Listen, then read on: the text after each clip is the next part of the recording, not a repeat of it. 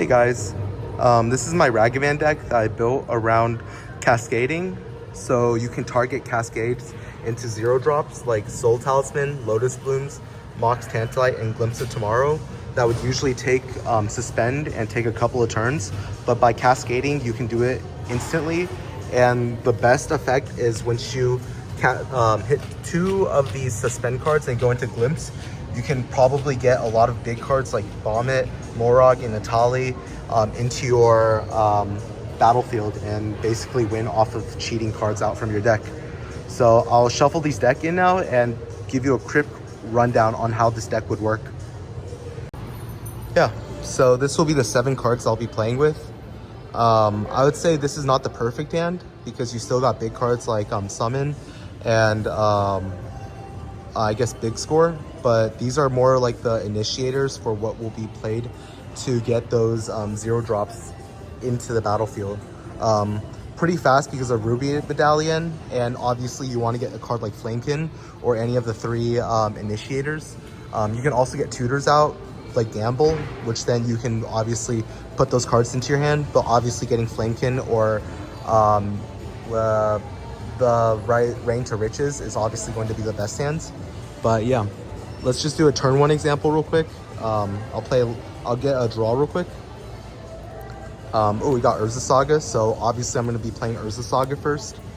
Urza Saga will be on the first turn, so on my first turn I won't be doing anything. This is weird because Ragavan usually is expected to be playing on turn 1 or turn 2, but right now we're just going to be playing our own special unique way. So yeah, that'll be turn 1. Turn 2, I'll play, actually I'll keep forgetting this, but I keep drawing. I need to draw a card. I got a Plains, but for now that will be ignored. It's for a mountain, so I'll play a mountain for turn. Now we have 2 lands. Obviously we have Ruby, so we want to tap that to get a good engine going, so I get that Ruby out. Once we hit Ruby, we'll just pass for turn, and after that we'll go to turn 3. We'll turn 3 untap, and because we will be drawing, we got Neheb. We'll go to Urza Saga, which then we'll be looking for a Soul Ring. But for now, I don't want to move my hand, so I'll just play this as a Soul Ring. Imagine it as a Soul Ring. With that, I will be playing a land for turn. And this is where the fun part begins, because now we have a 2 mana rock and 2 lands. We can then first, we want to get Flamekin out as soon as possible. So we get Flamekin out for 2 mana. We'll get 2 mana out like this, Soul Ring. The Soul Ring will have 1 untapped mana. Even with that, I will be spending it on the dash on the Ragavan with this mountain over here, and we have 1 floating mana. By dashing Ragavan out with Flamekin, we have Cascade, so we'll start cascading. This is our objective, is to hit cards that are 0 and less. This is also kind of a fun way to flex your deck if you have really nice cards, but that is kind of like the dickish move, but whatever.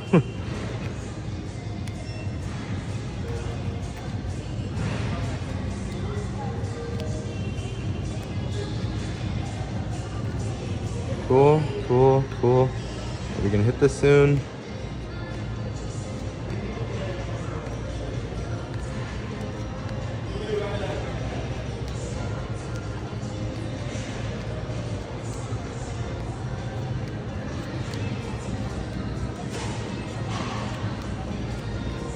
Oh, cool. Now, this is going to be the fast route since we first hit Glimpse.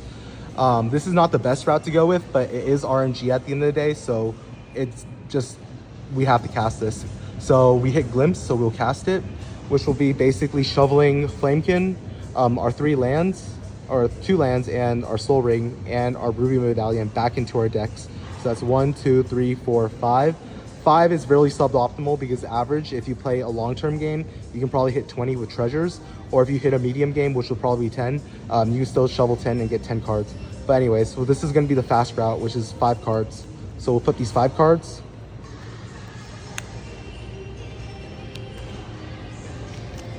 Back into our deck. And get all of these cards. Since we'll be shuffling, I'll do a shuffle like this. I only have 1 hand, so here we go. a bunch of cuts.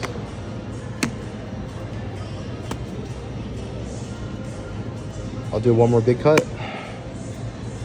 And we basically playing with this. So yeah, 5 cards. So 1, 2, 3, 4, 5. So yeah, I'd say this is probably the best 5 you can hit for a short term, but you basically get Kozilek out for free. You hit a mountain. You hit Rain of Riches, which just creates you 2 treasure tokens. And then Blood Moon. Yeah. The sorceries or any instants go on the bottom of your deck. And yeah, now you have basically a board state at turn 4 with Kozilek out and Rain of Riches, which then creates 2 treasure tokens, which then you can, again, use it on a card like, let's say, Timepiece, which then will make you cascade once again for cards 1 or 0. And since most of your cards, or what the cards that you're wanting to hit for is going to be a 0 drop, like a Soul Talisman or something like that, you can get a Mana Rock out for your next turn and play another cards pretty fast. So yeah, that's basically the deck. Yeah, just hitting big cards pretty fast, and now you have basically a counter. So yeah, I'll be going to the deck description in the next phase. Cool. Here will be a breakdown of the deck. So this will be kind of like the cards that are most needed right here. So Ragavan is the commander, and here would be like the least needed cards and the least chosen. You can choose it out or swap it out for anything. So I'll give a full breakdown of it. So here's Ragavan, right? And the initiator of the engine will be these 3 cards right here. Rain of Riches, Flamekin, Brasses. The best, in my opinion, will be Flamekin if you want a fast one where you can initiate it on like turn 3 or turn 4, depending on if you get Soul Ring or not. And Rain of Riches, which will just be based on treasures. Since you got like Burst Mana, kind of like Jessica's right here, or even Crystal Vein, which is very underrated in my opinion. You can basically burst this out on turn 3 or 4, and if you get lucky, you can probably hit Glimpse and get roughly 8 cards into your deck and roughly 6 to 5 permanents. And that will be the ones that initiate these big cards right here. Kozilek, Ancient, Bahamut, basically all big cards. The best one, in my opinion, if you want to win, would probably be Moraug. But honestly, you can go any other way. Neheb is really good. Atali over here, or even Kozilek, and basically any Eldrazi or big cards, which is what makes the deck really fun. But what other things that initiate these would, let's say you don't want to go full speed. There's also really good cards like Mox Tantalite, which basically gives you a 1 mana card, Lotus Bloom, and obviously Soul Talisman, which is basically your Soul Ring. What other good cards are the haste initiators, which will be Anger, Urabrask, Mass Hysteria, and Hammer. When you hit those, and honestly you hit any of the 2 big creatures, you basically win any type of interaction, and they'll probably target you. But that's what kind of makes this deck kind of fun. You got obviously cards like Wheel of Fortune, Blood Moon, Peregrine, Magmatic, Descent to Avernus, and this card that I really need to get rid of, so I'll move it over here. The reason why I'm getting rid of this card is I initially thought you could just play straight up to Warp Space, but you can't. It actually comes in with no doors open. So yeah. But these cards right here are mostly like iffy cards. I wouldn't really like them that much. So it's up to your choice at the end of the day. Perpetual Timepiece, I like this card because it can get Glimpse of Tomorrow back into your deck, and you may hit it again if you choose to go that route. Basically, the deck is very flexible. There's many options you can go. RMS Titanic, these are more like the treasure building, so you could get a lot of tokens and then you shove it into your deck and then you spit it out. And yeah, these are the tutors. These will be the ones that tutor for these cards specifically right here. Some other underrated ones are Ruby Medallion and Fire Crystal, which then lowers the cost of the dash cost on Ragavan, so you can like basically spam these cards pretty fast on the next turn. So yeah, I'm trying to think of what other things that need to be gone over, but oh yeah, some really good cards that are not just Blasphemous Act are Megaton's Fate, which is probably my favorite over Blasphemous Act. Snore and Hell to Pay.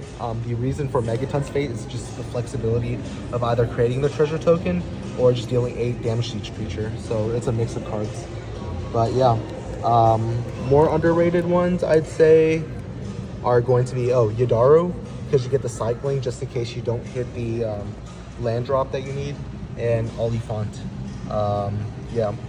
Some of the bigger cards here, like Kozilek, this is probably the worst big card in this deck, just because I just want to put like a big Eldrazi that can do something. But you can obviously swap it out with anything you want.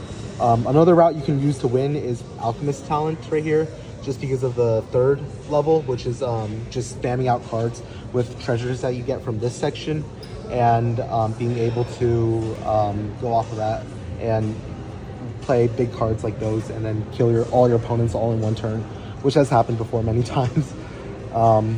So yeah, I can't really think of any other things to explain, but yeah, this is basically the deck.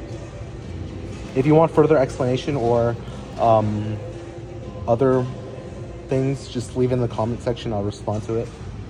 So, yeah, monkey.